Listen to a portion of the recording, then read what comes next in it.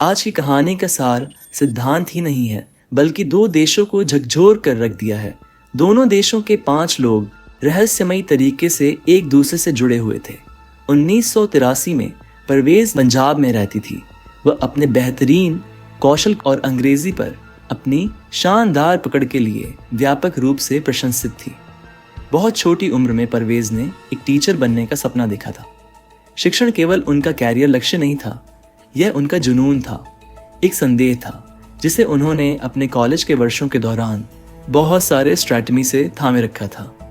लेकिन जीवन का आदर्श वैसा नहीं चला जैसा परवेज ने उम्मीद की थी। उसके पिता ने उसके भविष्य के लिए अलग अलग योजनाएं बनवाईं। उनके सपने का समर्थन करने के बजाय उन्होंने अपनी शादी कनाडा में रहने वाले एक सिख परिवार के व्यक्ति से तय कर दी। वह व्यक्ति अच्छी तरह से बसा हुआ था और उसके पिता को लगा कि यह विवाह एक अच्छे भविष्य की गारंटी के लिए है। हालांकि परवेज इस फैसले से दिल टूट गया। एक शिक्षक के रूप में उसकी अंतिम इच्छा थी और विवाह उसके लिए प्राथमिकता नहीं थी। परवेज ने अपने पिता की इच्छा के खिलाफ नहीं जाए और अनिच्छा से शादी के लिए सहमति जताई। ठीक पीछे वह अपने पति के साथ कनाडा चली गई। शुरू में जीवन आशापूर्ण लग रहा था क्योंकि उसके पिता ने उसके साथ अच्छा व्यवहार किया और वह अपने नए परिवेश में समायोजित हो गई। हालांकि जल्द ही उसका असली रंग सामने आ गया। परवेज ने एक मशरूम फार्म पर काम करना शुरू कर दिया जो उसके द्वारा कल्पना की गई जिंदगी से बहुत दूर था। 20 जुलाई 1985 को उसने एक बेटी हरजीत को जन्म दिया। उम्मीद थी कि इससे उसे शांति मिलेगी, लेकिन 6 महीने बाद भी उसके पति ने उसे काम पर लौटने के लिए मजबूर किया, जिससे उसे एक फैक्ट्री में नौकरी करनी पड़ी। इस कठिनाई के बीच परवेज फिर से गर्भवती हो गई। अपने नाजुक स्वास्थ्य और चल रही चुनौतियों के बावजूद उसने फैक्ट्री में काम करना जारी रखा। बाद में 1988 में उसने एक और बेटी को जन्म दिया। परवेज के लिए जीवन का थका देने वाला चक्र जारी रहा। उसे अपने पति से बहुत कम समर्थन या सहानुभूति मिली। परवेज के घर में तनाव बहुत ज्यादा था क्योंकि वह और उसका पति अक्सर गर्मागर्म बहस में उलझे रहते थे। एक दिन हालात तब और बिगड़ गए जब उसके पति ने अपना संयम खो दिया और उसके साथ मारपीट की। इस चौंकाने वाली घटना ने परवेज को एक कदम उठाने के लिए मजबूर कर दिया। वह हिम्मत करके पुलिस के पास गई और शिकायत दर्ज कराई। उसने अपने साथ हुए दर्द और दुर्व्यवहार के लिए न्याय पाने का दृढ़ निश्चय किया।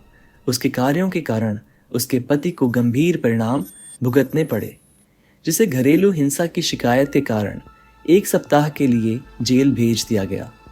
रिहाई के बाद ऐसा लगा कि उसके पति का दिल बदल गया है। उसने परवेज के साथ प्यार और दयालुता से पेश आना शुरू कर दिया। अपने टूटे हुए रिश्ते को सुधारने की कोशिश की। जीवन शांत लगने लगा, लेकिन यह सिलसिला ज़्यादा दिन तक नहीं चला।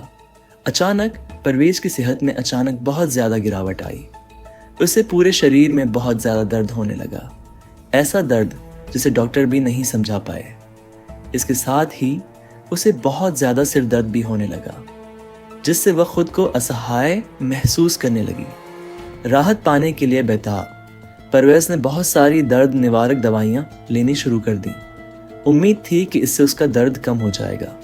जैसे जैसे दिन रात में बदलने लगे, परवेज का दर्द असहनीय होता गया। वह अचानक चीखने लगती। उसकी चीखें पूरे इलाके में गूंजती। एक दुर्भाग्यपूर्ण दिन परवेज को एक अकल्पनीय बिजली के झटके जैसा एहसास हुआ, जो उसके दांतों, रीढ़, हाथ और पैरों में से होकर गुजरा। उसका शरीर बेकाबू होकर मुड़ने लगा, अब प्राकृतिक तरीके से मुड़ने लगा, लगभग ऐसा जैसे कोई धनुष खींचा जा रहा हो। इस भयावह दृश्य ने उसकी दूसरी बेटी की रीढ़ की हड्डी को हिलाकर रख दिया, जो अपनी मां को दर्द से तड़पते हुए देखकर आतंकित थी। डर और हताशा से अभिभूत उसकी बेटी पड़ोसियों से मदद मांगते हुए बाहर भागी। उनमें से एक समूह परवेज को एक विचित्र रूप से विकृत अवस्था में फर्श पर तड़पते हुए पाया। यह दृश्य डरावना था, जिसने सभी को भय और असहायता से जकड़ लिया। जब उसकी हालत की खबर उसके पति तक पहुंची तो वह टूट गया। परवेज को इस तरह के असहनीय दर्द और निराशा में देखकर वह उस तरह से हिल गया जैसा किसी और ने नहीं देखा था। पहली बार वह वास्तव में टूटा हुआ लग रहा था। मदद करने के लिए बेताब परवेज का पति रसोई में भागा, उसे एक गिलास पानी लाया, जबकि पड़ोसियों ने उसके ऐंठन वाले शरीर को संभालने की पूरी कोशिश की। एक और पल बर्बाद किए बिना उन्होंने उसे निकटतम अस्पताल ले जाने का फैसला किया। अस्पताल में परवेज की खतरनाक स्थिति का आकलन करने के लिए डॉक्टरों की एक टीम इकट्ठा हुई। हालांकि वे हैरान रह गए। उसके लक्षण हैरान करने वाले थे और कोई भी परीक्षण या जांच उसके भयानक दर्द और ऐंठन का कारण नहीं बता पा रही थी। जैसे जैसे उसकी हालत और बिगड़ती गई, डॉक्टरों ने उसे जीवित रखने के प्रयास में उसे जीवन रक्षक प्रणाली पर रखने का गंभीर निर्णय लिया, जबकि वे हर संभव उपचार विकल्प की तलाश कर रहे थे। अपने सर्वोत्तम प्रयासों के बावजूद मेडिकल टीम एक दिल दहला देने वाले निष्कर्ष पर पहुंची। वे और कुछ नहीं कर सकते थे। अस्पताल में भर्ती होने के सिर्फ 3 दिन बाद 3 फरवरी को परवेज की लड़ाई का दुखद अंत हो गया। वह चल बसी, अपने पीछे अनुत्तरित प्रश्नों, दुख और लंबे समय तक पछतावे से भरा एक खालीपन छोड़ गई। परवेज की अचानक और दुखद मौत ने उनके परिवार और उनके पति के रिश्तेदारों को शोक और उलझन में डुबो दिया। वे यह समझने के लिए संघर्ष कर रहे थे कि उनका स्वास्थ्य इतना विनाशकारी कैसे हो सकता है। पूछे जाने पर उनके पति ने एक परेशान करने वाली बात बताई। परवेज को बहुत तेज सिरदर्द हो रहा था और वह डॉक्टर द्वारा बताई गई दवाएं ले रही थी।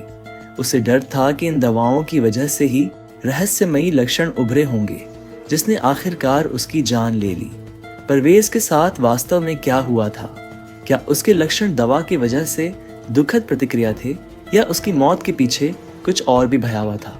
आइए परवेज की कहानी पर वापस जाए, या ज्यादा खास तौर पर 23 जून 1988 को उनकी मौत के 1.5 साल बाद क्या हुआ। हैमिल्टन के शांत शहर में रंजीत सिंह अपनी पत्नी लखविंदर कौर के साथ एक खुशहाल जीवन जी रहे थे। यह किसी भी अन्य शाम की तरह एक सामान्य शाम थी। लखविंदर रात का खाना खत्म करने के बाद रसोई में बर्तन धो रही थी। रंजीत लिविंग रूम में सोफे पर आराम करते हुए टीवी देख रहे थे। अचानक एक तेज और भयानक चीख ने उनके घर के सन्नाटे को तोड़ दिया। चौंक कर लखविंदर लिविंग रूम में भागी। उसका दिल डर से धड़क रहा था। उसने जो देखा उससे वह सदमे में जम गई। रंजीत का शरीर अजीब तरह से मुड़ा हुआ था। उसका चेहरा दर्द से मुड़ गया था। उसके हाथ और पैर बेतहाशा हिल रहे थे, जैसे कि वह किसी ऐसी चीज से लड़ रहा हो जिसे कोई नहीं देख सकता। उसके दर्द से चीखने की आवाजें पूरे घर में गूंज रही थीं, जिससे लखविंदर का डर और भी बढ़ गया। वह वहीं खड़ी रही। उसे नहीं पता था कि क्या करना है या कैसे मदद करनी है। ऐसी भयावह घटना का कारण क्या हो सकता है?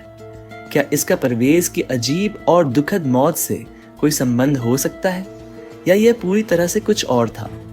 हमारे साथ बने रहें, क्योंकि हम इन घटनाओं को जोड़ने वाले चौंकाने वाले विवरणों को उजागर करते हैं। एक ऐसे मामले को उजागर करते हैं जिसने पूरे देश को अविश्वास में डाल दिया। जब लखविंदर अपने पति रंजीत को उठाने के लिए संघर्ष कर रही थी, तो उसे एहसास हुआ कि उसका वजन उसके लिए बहुत अधिक है। घबराहट से अभिभूत होकर उसने तुरंत आपातकालीन सेवाओं को फोन किया। कुछ ही मिनटों में एक एम्बुलेंस आ गई और रंजीत को अस्पताल ले जाया गया। डॉक्टरों ने तेजी से काम किया, कई परीक्षण किए, लेकिन परिणामों ने उन्हें हैरान कर दिया। रंजीत के शरीर पर कोई भी चोट या किसी गंभीर बीमारी के लक्षण नहीं दिखे। कोई स्पष्ट जवाब न मिलने पर उन्होंने अनुमान लगाया कि उन्हें शायद दिल का दौरा पड़ा होगा। हालांकि वे निश्चित रूप से इसकी पुष्टि नहीं कर सके। परेशान और अनिश्चित कि वास्तव में क्या हुआ था, उसने रंजीत के परिवार और करीबी दोस्तों, जिसमें उसका बिजनेस पार्टनर सुखविंदर सिंह भी शामिल था, को इस बारे में बताया। इस खबर से सुखविंदर को गहरा सदमा लगा। उसने रंजीत पर बहुत भरोसा किया था, न सिर्फ एक पार्टनर के तौर पर, बल्कि एक करीबी विश्वास पात्र के तौर पर भी। रंजीत की अचानक मौत के सदमे ने उसे दिल तोड़ दिया और अपने साझा कारोबार के भविष्य को लेकर चिंतित हो गया, जो अब अनिश्चितता में है। रंजीत की मौत से जुड़े सवालों ने बेचैनी को और बढ़ा दिया, जिससे हर कोई जवाब पाने के लिए बेचैन हो गया। रंजीत का अंतिम संस्कार हो जाने और परिवार के अलविदा कहने के बाद जिंदगी धीरे धीरे और दर्द के साथ आगे बढ़ने लगी। रंजीत के भरोसेमंद कारोबारी पार्टनर सुखविंदर ने उनके कारोबार को संभालने की जिम्मेदारी संभाली, लेकिन जैसे ही उन्होंने ये जिम्मेदारी संभाली, उनके पेशेवर रिश्ते में एक चौंकाने वाला मोड़ सामने आया। रंजीत और सुखविंदर ने पहले $2000 की एक संयुक्त जीवन बीमा पॉलिसी ली थी। इस पॉलिसी में एक बहुत ही असामान्य शर्त थी। अगर उनमें से किसी एक की मौत हो जाती है तो बीमा की रकम सीधे उस जीवित साझेदार को मिलती। उन्होंने यह व्यवस्था यह सुनिश्चित करने के लिए की थी कि अगर उनमें से किसी की भी दुर्घटना में मौत हो जाती है तो उनके कारोबार को आर्थिक नुकसान न हो। रंजीत की अचानक मौत के बाद बीमा का भुगतान सुखविंदर सिंह को मिलना था। क्योंकि वह जीवित बचे थे, इसलिए पैसे सौंपे जाने से पहले एक प्रक्रिया का पालन किया जाना था। बीमा कंपनी ने रंजीत की मौत की पूरी जांच की मांग की ताकि यह सुनिश्चित किया जा सके कि इसमें कोई संदिग्ध कारण या गड़बड़ी शामिल नहीं थी। बीमा कंपनी के एक अधिकारी को इस मामले को सौंपा गया था। इस अधिकारी का काम रंजीत की मौत से जुड़े हर विवरण की जांच करना और एक विस्तृत रिपोर्ट तैयार करना था। रिपोर्ट जमा होने और स्वीकृत होने के बाद ही बीमा कंपनी सुखविंदर सिंह को $2000 का भुगतान जारी करेगी। और अब कहानी एक चौंकाने वाला मोड़ लेती है। जीवन बीमा कंपनी के दावा जांच करता क्लिफ एलियट बीमा दावे के विवरण की पुष्टि करने के लिए सुखविंदर सिंह के घर हैमिल्टन पहुंचे। अपनी दिनचर्या के हिस्से के रूप में उन्होंने सभी बीमा दस्तावेजों की सावधानी पूर्वक समीक्षा की। सब कुछ क्रम में लग रहा था। कोई अनियमितता नहीं, कोई हस्ताक्षर गायब नहीं, कोई त्रुटि नहीं। यह एक सीधा साधा मामला लग रहा था। लेकिन जैसे ही इलियट सुखविंदर के लिविंग रूम में बैठे, उनकी नज़र एक असामान्य चीज़ पर पड़ी। दीवार पर गुरु नानक की एक तस्वीर टंगी थी, जिसे खूबसूरती से फ्रेम किया गया था और सावधानी से रखा गया था। पहली नज़र में ये एक साधारण तस्वीर की तरह लग रही थी, जो कई सिख घरों में आम है। लेकिन इसमें कुछ ऐसा था जो इलियट को काफ़ी हद तक जाना पहचाना लगा। उनका दिमाग एक और मामले की ओर चला गया, जिसे उन्होंने 1 साल से भी पहले संभाला था। यह परवेज नाम की एक महिला की रहस्यमयी मौत थी, जिसकी मौत अजीब परिस्थितियों में हुई थी। उस दावे की जांच करते समय इलियट ने गुरु नानक की एक तस्वीर देखी, जो उसी आकार, उसी फ्रेम और उसी रंग की थी जो उसके घर में टंगी थी। हाँ, आपने सही अनुमान लगाया। परवेज का पति कोई और नहीं बल्कि सुखविंदर सिंह था। वही व्यक्ति जिसने अपनी पत्नी की रहस्यमयी मौत के बाद बीमा राशि का दावा किया था, अब एक और ऐसे ही मामले के केंद्र में था। क्लिफ एलियट एक पल के लिए स्तब्ध रह गया। इस रहस्य उद्घाटन का भार उसके अंदर समा गया। 2 मौतें, 2 बड़े बीमा दावे और दोनों के केंद्र में एक आदमी। यह संयोग नहीं हो सकता। जब एलियट को स्थिति बेहद संदिग्ध लगी, यह मानते हुए कि कुछ भयावह हो सकता है, एलियट हैमिल्टन पुलिस के पास पहुंचा और अपने निष्कर्षों को साझा किया। उन्होंने बताया कि कैसे केवल 1.5 वर्षों के भीतर सुखविंदर सिंह ने अपने 2 बहुत करीबी लोगों को खो दिया, उनकी पत्नी परवेज और उनके व्यापारिक साझेदार रंजीत, दोनों रहस्यमय परिस्थितियों में। दोनों मामलों में सुखविंदर को बीमा राशि की एक बड़ी राशि मिली थी, जिससे उसकी संभावित संलिप्तता के बारे में गंभीर संदेह पैदा हो गया। हैमिल्टन पुलिस तुरंत ही हैरान हो गई। उन्हें यह स्थिति बेहद असामान्य लगी और वे इस बात पर सहमत हुए कि इसके लिए आगे की जांच की आवश्यकता है। और इसके बाद उन्होंने जो पाया वह कुछ ऐसा था जिसकी कोई कल्पना भी नहीं कर सकता था। परवेज और रंजीत की मौतों की जांच करते समय जासूसों ने पाया कि 3 और रहस्यमय मौतें जुड़ी हुई थीं। हैमिल्टन पुलिस ने इस मामले की जांच करने के लिए 2 जासूसों को नियुक्त करने का फैसला किया। उन्होंने नए सिरे से शुरुआत की, ध्यान से सब कुछ फिर से जांचा। जब उन्होंने जांच की तो उन्हें कुछ अजीब लगा। सुखविंदर सिंह पिछले कई सालों से भारत की यात्रा करता रहा था। रहस्यमय मौतों के समय वह अक्सर वहां जाता था। इससे जासूसों को और भी संदेह हुआ। इसकी तह तक पहुंचने के लिए जासूसों ने भारत में पुंछ पुलिस से संपर्क किया। उन्होंने सुखविंदर के अतीत और गतिविधियों की गहराई से जांच करने के लिए भारत की यात्रा की योजना बनाने के लिए मिलकर काम किया। जब भारतीय पुलिस से संपर्क किया गया तो पता चला कि अपनी पत्नी की मौत के ठीक 9 हफ्ते बाद सुखविंदर ने जालंधर के पास पोंच ग्रेन नामक गांव की सरवेत नाम की एक और महिला से शादी कर ली। इस शादी के बाद उसने लोगों से कहा कि वह कनाडा लौट रहा है, लेकिन कभी नहीं गया।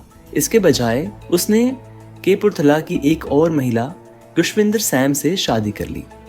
इन शादियों के पीछे उसका मुख्य लक्ष्य बड़ी मात्रा में दहेज इकट्ठा करना था। सुखविंदर भारत और कनाडा के बीच यात्रा करना जारी रखता था, पैसों के लिए महिलाओं और उनके परिवारों का फायदा उठाता था। चौंकाने वाली बात यह है कि वह 2 शादियों तक ही नहीं रुका। हर मामले में उसने दुल्हनों को कनाडा में शानदार जीवन का वादा किया और भारी दहेज की मांग की, किसी और चीज से ज्यादा पैसे पर ध्यान केंद्रित किया। पुलिस जांच के दौरान सुखविंदर सिंह डायलन की दूसरी पत्नी सरबिएट के बारे में परेशान करने वाले विवरण सामने आए। उसने जुड़वां लड़कों गुरमीत और गुरविंदर को जन्म दिया था। दुख की बात है कि दोनों बच्चे जन्म के 12 दिन बाद ही चल बसे। कारण के बारे में पूछे जाने पर सरबिएट ने खुलासा किया कि जुड़वा बच्चों में अचानक असामान्य लक्षण दिखाई दिए और बिना किसी स्पष्ट कारण के उनकी हालत बिगड़ गई। यह अजीब त्रासदी सुखविंदर की पहली पत्नी और उनके व्यापारिक साझेदार रजनी रंजीत की रहस्यमय मौतों के समान ही थी। पड़ोसियों ने बताया कि उसकी मौत से पहले खुशविंदर के शरीर पर अजीबोगरीब हरकतें और अस्पष्ट प्रतिक्रियाएं सहित परेशानी के अजीब लक्षण दिखाई दिए। उसकी मौत की संदिग्ध प्रकृति के बावजूद परिवार ने पोस्टमार्टम नहीं कराया और रीति रिवाजों के अनुसार उसका अंतिम संस्कार कर दिया। जांच में एक चौंकाने वाला पैटर्न सामने आया। बताया जाता है कि सुखविंदर की तीसरी पत्नी का स्वास्थ्य ठीक था और उसे पहले कोई समस्या नहीं थी, फिर भी उसकी भी अचानक और रहस्यमयी मौत हो गई। महज 17 महीनों के भीतर 5 मौतें होने के कारण इस मामले ने सुखविंदर की संलिप्तता के बारे में चिंताजनक सवाल खड़े कर दिए। जांच ने उस समय एक भयावह मोड़ ले लिया जब जुड़वां लड़कों के दफन स्थल की खुदाई की गई और उनके अवशेषों को विश्लेषण के लिए टोरंटो फोरेंसिक साइंस सेंटर भेजा गया। उसी समय सुखविंदर की पहली पत्नी और कनाडा में उसके व्यापारिक साझेदार की पहले की मौतों की फोरेंसिक रिपोर्ट की समीक्षा की गई। निष्कर्षों ने एक भयानक सच्चाई को उजागर किया। सभी पीड़ितों को एक ही घातक पदार्थ का उपयोग करके जहर दिया गया था। जहर के स्रोत का पता लगाने के बाद जांचकर्ताओं ने एक विशिष्ट पेड़ की पहचान की, जिसके बीज का इस्तेमाल सुखविंदर ने एक घातक मिश्रण बनाने के लिए किया था। उसने इन बीजों को गोलियों में बदल दिया, जिसे उसने स्वास्थ्य पूरक या ताकत बढ़ाने वाले के रूप में प्रच्छन्न किया। इस बहाने के तहत उसने अपने पीड़ितों को धोखा दिया, अपने व्यापारिक साझेदार को शारीरिक कमजोरी के उपाय के रूप में और अपनी पत्नी को उसकी बीमारी के इलाज के रूप में। फोरेंसिक ने स्पष्ट रूप से उसे जहर देकर की गई हत्याओं से जोड़ा।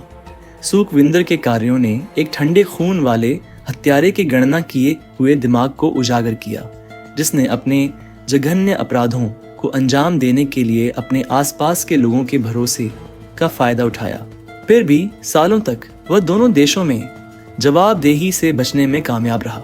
1997 में कानून ने आखिरकार उसे पकड़ लिया, जब उसे उसके वर्कशॉप से गिरफ्तार कर लिया गया। गहन पूछताछ के दौरान वह टूट गया और उसने अपने अपराधों को कबूल कर लिया। एक लंबी सुनवाई के बाद सुखविंदर सिंह डायलन को 1 अगस्त 2001 को न्यूनतम 25 साल की अवधि के साथ आजीवन कारावास की सजा सुनाई गई। जेल में उनका जीवन दूसरों पर उनके द्वारा ढाए गए दुख को दर्शाता है। 16 नवंबर 2013 को सुखविंदर का एक अस्पताल में निधन हो गया। जांच रिपोर्ट, फोरेंसिक निष्कर्ष और कोर्ट रूम ड्रामा को व्यापक रूप से कवर किया गया, जिससे एक बेस्ट सेलिंग किताब को प्रेरणा मिली, जिसने अपनी मनोरंजक कथा के लिए कई पुरस्कार जीते। 2003 में इस मामले पर आधारित एक फिल्म रिलीज हुई, जिसके बाद कई रूपांतरण हुए, जिसने इसे उस युग की सबसे कुख्यात अपराध कहानियों में से एक के रूप में स्थापित किया।